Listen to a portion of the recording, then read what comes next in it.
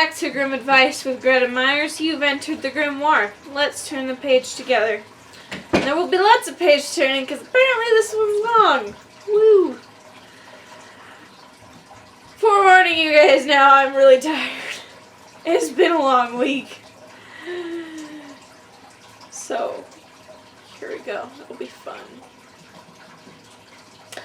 Also, I have no idea what we're doing as my punishment or Hazel's reward, whatever you want to call it, however you want to look at it. Either way, I lose probably.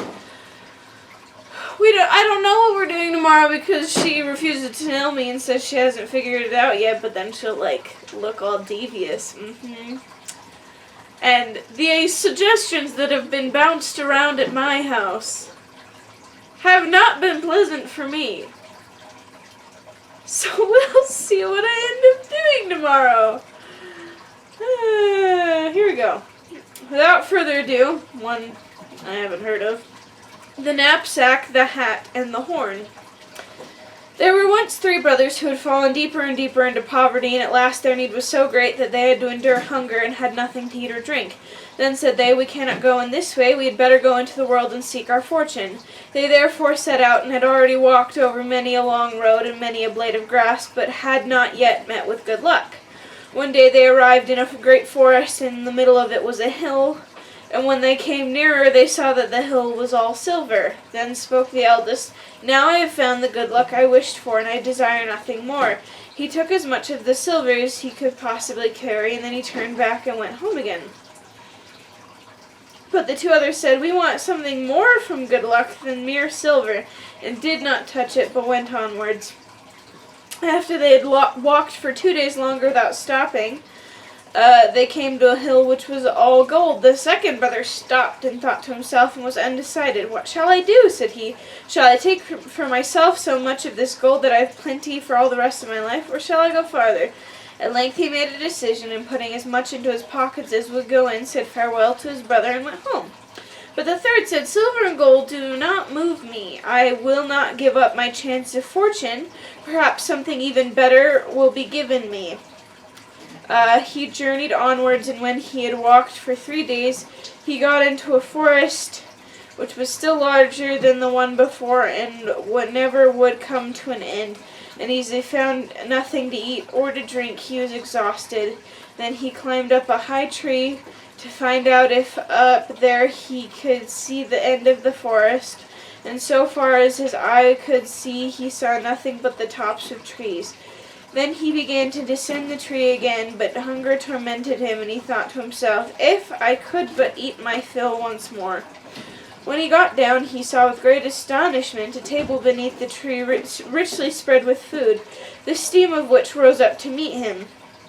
"This time," said he, "my wish has been fulfilled at the right moment." Without inquiring who had brought the food or who had cooked it, and he approached the table and ate with enjoyment until he had appeased his hunger.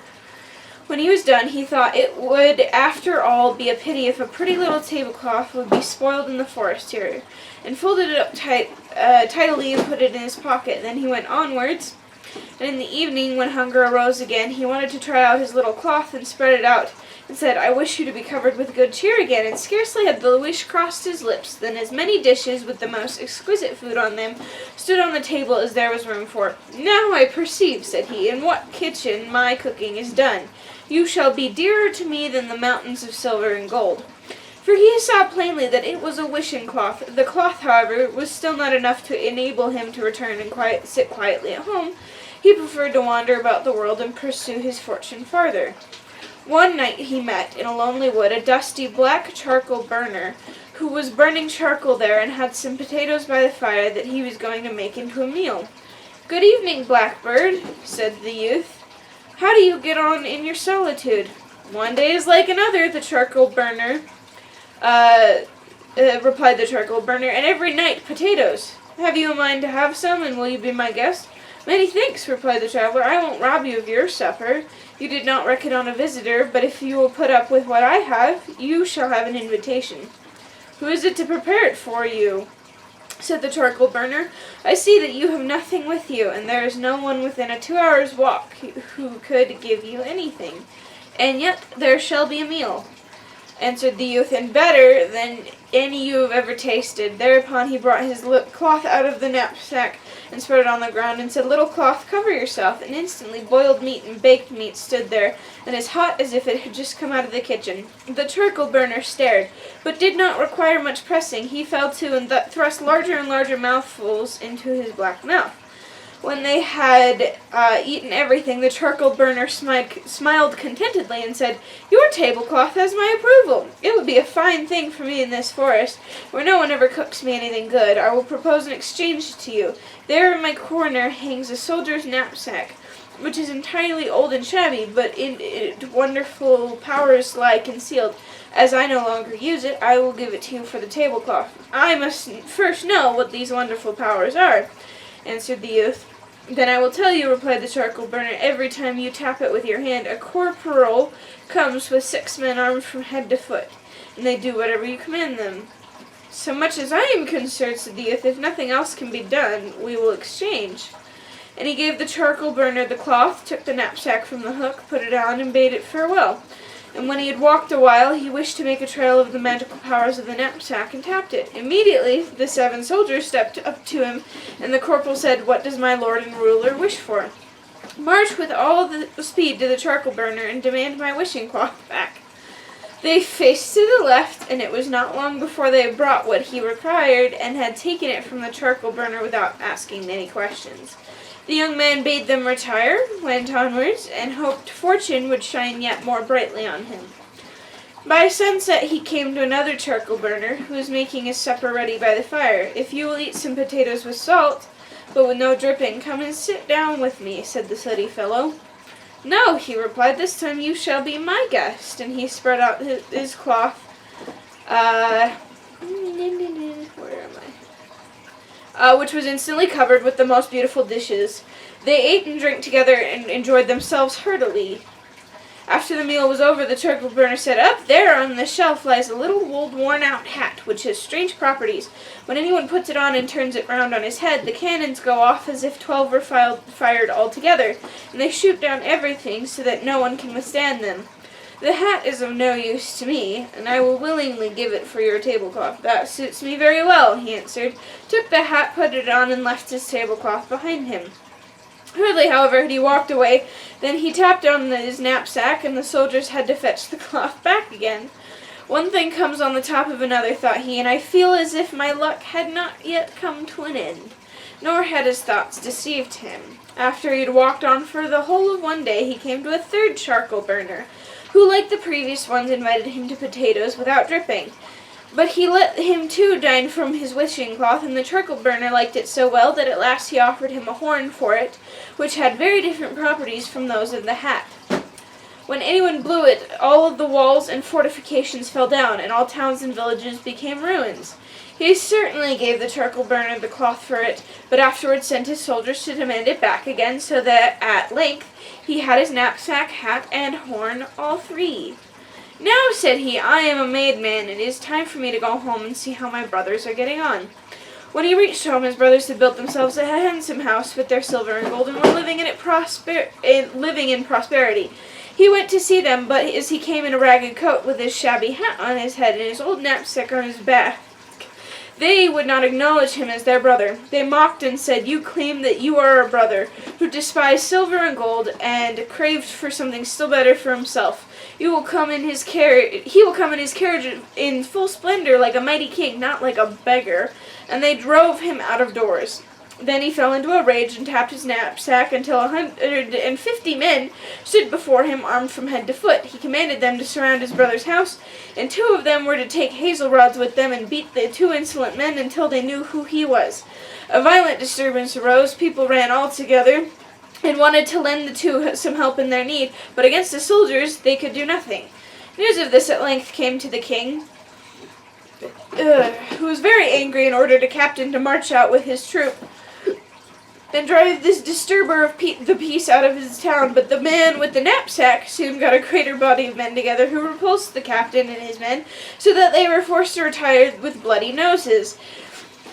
The king said this vagabond is not brought to order yet, and next day sent a still larger troop against him, but they could do even less.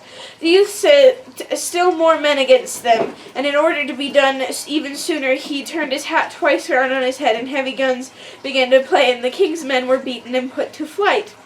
And now, said he, I will not make peace until the king gives me his daughter for my wife, and I will govern the whole kingdom in his name. He caused this to be announced to the king, and the latter said to his daughter, necessity is a hard nut to crack. What remains for me but to do what he desires? If I want peace and to keep the crown on my head, I must give you away. So the wedding was celebrated, but the king's daughter was vexed that her husband should be a common man who wore a shabby hat and put on an old knapsack. She wished much to be rid of him, and night and day studied how she could accomplish this. Then she thought to herself, is it possible that his wonderful powers lie in the knapsack? And she dissembled and caressed him, and when his heart was softened, she said, if you would but lay aside that ugly knapsack, it disfigures you so that I can't help being ashamed of you. Dear child, said he, this knapsack is my greatest treasure. As long as I have it, there is no power on earth that I am afraid of. And he revealed to her the wonderful virtue with which it was endowed. Then she threw herself in his arms as if she were going to kiss him, but dexterously took the knapsack off his shoulders and ran away with it. As soon as she was alone, she tapped it and commanded the warriors to seize their former master and took him out of the royal palace. They obeyed, and the false wife sent still more men after him, who were to drive him quite out of the country. Then he would have been ruined if he had not had the little hat. But his hands were scarcely at liberty before he turned it twice. Immediately the cannon began to thunder and struck down everything, and the king's daughter herself was forced to come and beg for mercy, as she entreated in such moving terms, and promised to change. He allowed himself to be persuaded and granted her peace. She behaved in a friendly manner to him and acted as if she loved him very much, and after some time managed to so fool him that he confided to her that even if someone got the knapsack into his power, he would do nothing against him so long as the old hat was still his. When she knew the secret, she waited until he was asleep, and then she took the hat away from him and had it thrown out into the street. But the horn still remained of him, and in great anger he blew it with all his strength. Instantly all walls, fortifications, towns, and villages toppled down and crushed the king and his daughter to death. And had he not put down the horn and had blown just a little longer, everything would have been in ruins, and not one stone would have been left standing on another. Then no one opposed him any longer, and he made himself king of the whole country. Oh my. Okay. I've got a lot of little points. So first off, be satisfied with what you have. And if you trade something, recognize you're probably not going to get it back, and that's okay. That's okay. Really, honestly, please, don't be like, hey, I have this new talent. Immediately goes back and takes from the other people. Don't do that. Nobody would like that. Secondly, if you see an old pal of yours that looks worse off than you saw last time, or like the same, and you're doing a lot better, don't mock him, my goodness. Especially because maybe he just looks the same, but in reality, he's secretly Superman. I don't know. But here, it really did not do the brothers good.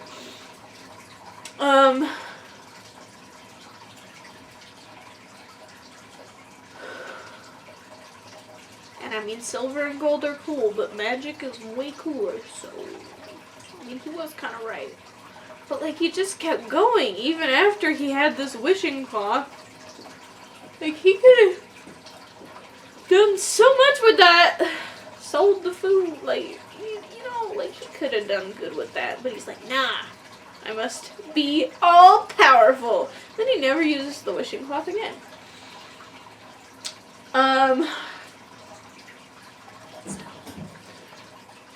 If I had magical food cloth, I would die a happy person. I would die a happy man, even though I'm not a man. like, that would, who wants more than just, like, food all the time? Like, and it's, like, good food, like, just cooked, and you don't have to, it doesn't go to waste.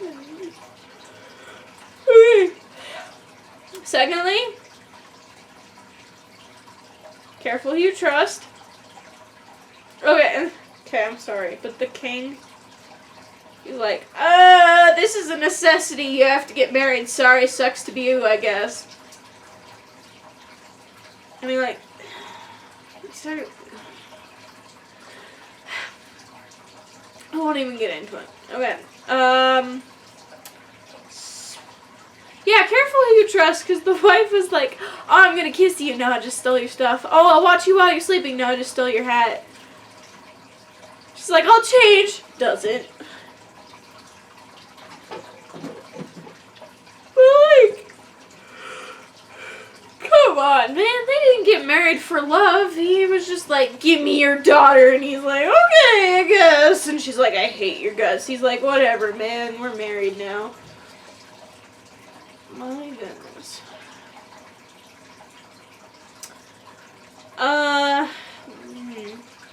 Yeah, be careful who you trust. What else was I gonna say? Watch your anger and your cunning. My goodness. He's like, no. 7 soldiers isn't enough. 150. Wait a second.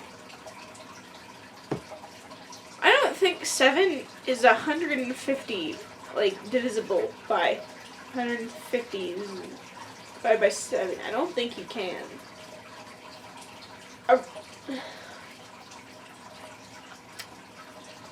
Yeah, I don't think that was divisible by 7, so I'm confused as to how he got, like, did he have to have it? Did he smack it extra hard to get extra souls? I don't know. I don't know. Also, do the cannons come out of the hat? That wasn't clear to me.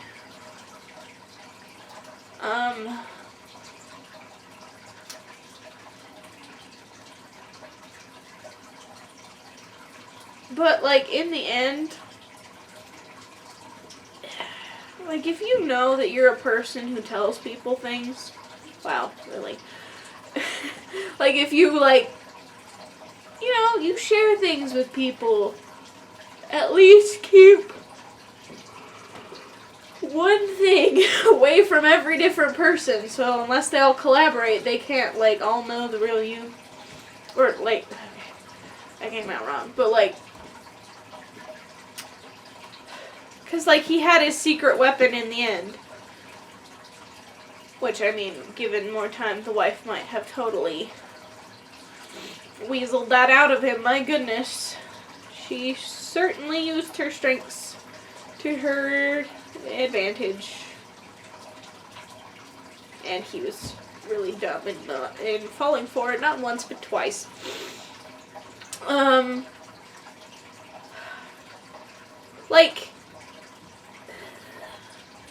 Like, if you're worried about sharing too much with people, always keep, like, one important thing back from them until, like, you know for certainly you can trust them. I don't know. Yeah. Yeah, I don't know. It was a thought, and it was not complete, and I don't know where I was going with it. Alright, just remember, silver and gold are cool, but magic is cooler. My goodness. Okay. With that, okay, thank you for joining us for another Happily Ever After, or not so Happily Ever After. That's up for you to decide. And what you decide is valid, because you are valid. Either way, this is the end for the episode. So tune in later, we can learn more and turn a new page together, and we'll see what I'm doing tomorrow!